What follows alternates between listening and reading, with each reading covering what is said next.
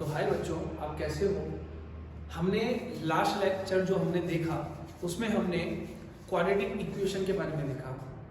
आज हम straight line के बारे में देखेंगे। स्ट्रेट लाइन वैसे कोऑर्डिनेट ज्योमेट्री का और IITG का बहुत महत्वपूर्ण टॉपिक है, जिसमें से 4 या 5 सवाल आपको IITG में दिख जाएंगे।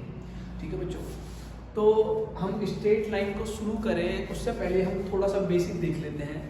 ठीक है, सबसे पहले हम जानते हैं कि एक्स वाई प्लेन को जानना बहुत जरूरी है और आप 10th में पढ़ चुके होंगे कि एक प्लेन होता है एक्स वाई प्लेन।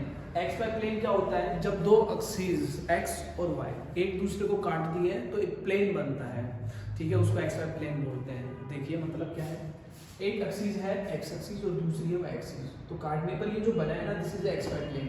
यहाँ पर एक्सिस दो, ये होता है सेंटर 0,0।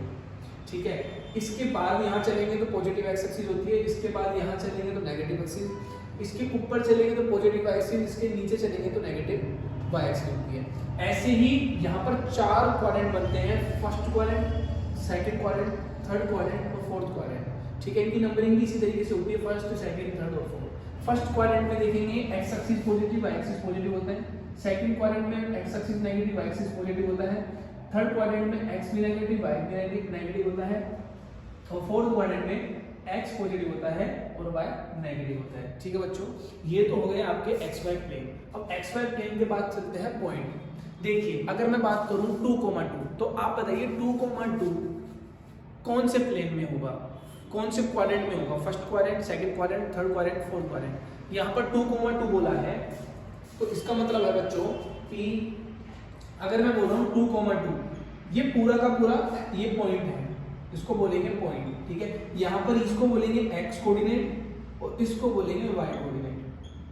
समझ में आया, ये एक्स कोऑर्डिनेट है, वाई कोऑर्डिनेट है। यहाँ पर एक्स भी पॉजिटिव है और वाई पॉजिटिव है। तो बताइए कौन से क्वाड्रेंट में दोनों पॉजिटिव होते हैं, फर्स्ट क्वाड्रेंट में। फर्स्ट क्वाड्रेंट में एक्स भी पॉजिटिव होता है और वाई भी पॉजिटिव होता है। अगर मैं बोलूँ तुमसे 2,2 को एक्स वाई प्लेन पर डिनोट करो तो कैसे करेंगे,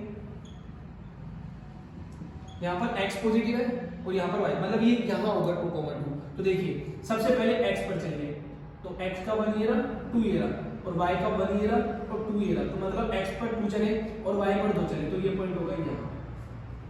समझ में आया बच्चों। ठीक है, अगर मैं बोलूँ तुमसे -1,3, तो x नेगेटिव है और y पॉजिटिव है, कौन से क्वाड्रेंट में हुआ, ये हुआ आपका सेकंड क्वाड्रेंट। सेकंड क्वाड्रेंट में x कैसा है, नेगेटिव, तो मतलब x -1 -2। ठीक है, और y है 3, तो मैं इसको थोड़ा सा और बढ़ा देता हूँ। तो देखो x की नेगेटिव -1 पर चले और y पर कितना है 3, तो ये पॉइंट होगा यहाँ। समझ में आया बच्चों। तो ये चीजें तो आपने वैसे ही पढ़ ली होगी, 10th में भी आपने कई बार इसको पढ़ा होगा। तो मैं बस थोड़ा सा बता रहा हूँ ताकि बच्चों को आगे जितने भी टॉपिक है वहाँ कंफ्यूजन ना हो, पॉइंट को लेके, कोऑर्डिनेट को लेके। ओके बच्चों, तो यहाँ से शुरू होता है अपना। अभी अपन कोऑर्डिनेट के बारे में बात कर रहे हैं अभी तो। ठीक है, अच्छा देखिए अब हम बात करेंगे 2 पॉइंट्स के बीच की डिस्टेंस। देखिए एक पॉइंट है ए ये और दूसरा पॉइंट है बी ये। ए पॉइंट है x1 y1 और बी पॉइंट है x2 y2। इसके बीच की डिस्टेंस का डायरेक्ट फॉर्मूला ए बी कैसे निकालेंगे, x2 - x1 का whole square plus y2 - y1 का होल स्क्वायर अंडर रूट, पूरे पर अंडर। इसको तुम ऐसे भी लिख सकते हो x1 - x2 का whole square plus y1 - y2 का होल स्क्वायर, क्योंकि x2 - x1 का होल स्क्वायर बोलो चाहे x1 - x2 का होल स्क्वायर बोलो, स्क्वायर के अंदर दोनों पॉजिटिव नेगेटिव एक ही चीज होती है। ठीक है, स्क्वायर के अंदर माइनस भी पॉजिटिव हो जाता है, इसलिए यहाँ पर चाहे तुम x1 - x2 करो चाहे x2 - x1, कोई बात नहीं। अब ये आया कैसे होगी, देखिए मैं एक लाइन ले लेता हूँ, एक पॉइंट ले लेता हूँ a और दूसरा पॉइंट ले लेता हूँ b। a पॉइंट मान लिया x1 y1 और b पॉइंट मान लिया x2 y2।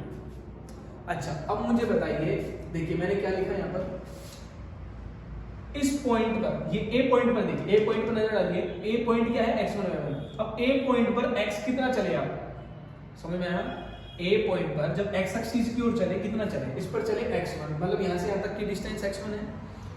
अब मुझे बताइए b क्या है, b है x2 y2, तो यहाँ से यहाँ तक की डिस्टेंस क्या होगी x2। तो मुझे बताओगे ये वाली डिस्टेंस a और c के बीच की डिस्टेंस क्या होगी, ये यहाँ से यहाँ तक x2 है और यहाँ से यहाँ तक x1 है, तो ये हो जाएगी x2 - x1। तो आपको AC मिल गया x2 - x1। ऐसे ही मुझे चाहिए b और c। अच्छा इस पॉइंट से बी तक की डिस्टेंस, हाइट बताइए, बी हाइट यहां पर होगी, यहां से यहां तक की डिस्टेंस है y2 और सी तक की जो आपकी हाइट है वो है y1, तो ये आपका आ जाएगा y2 माइनस y1। ठीक है, देखिए ये आपका राइट एंगल ट्राइंगल बना, तो यहां पर लगाया जा सकता है पाइथागोरस। ठीक है, तो क्या बनेगा, AC का AB का स्क्वायर इक्वल टू क्या होगा, AC का स्क्वायर प्लस BC का स्क्वायर। देखिए AB का स्क्वायर ये, अब AC का स्क्वायर कितना है, AC की वैल्यू है x2 माइनस x1, तो x2 माइनस x1 का होल स्क्वायर, y2 क्या है, सॉरी BC क्या है, y2 माइनस y1, तो y2 माइनस y1 का होल स्क्वायर। अब AB कैसे निकलेगा, दोनों तरफ अंडर रूट कर दीजिए, इसका अंडर रूट कर देंगे तो x2 माइनस x1 का, और आपका यही फॉर्मूला आ गया, डिस्टेंस बिटवीन 2 पॉइंट्स। ठीक है बच्चों, यहां तक आपको आई होप आ चुका होगा, आपको मैंने बता दिया है ये फॉर्मूला बन के भी कैसे आया होगा। तो आप आज के बाद जब भी आपसे 2 पॉइंट्स के बीच में डिस्टेंस निकालें, पूछें आपसे, तो x2 माइनस x1 का whole square plus y2 minus y1 का whole square under root. Okay बच्चों।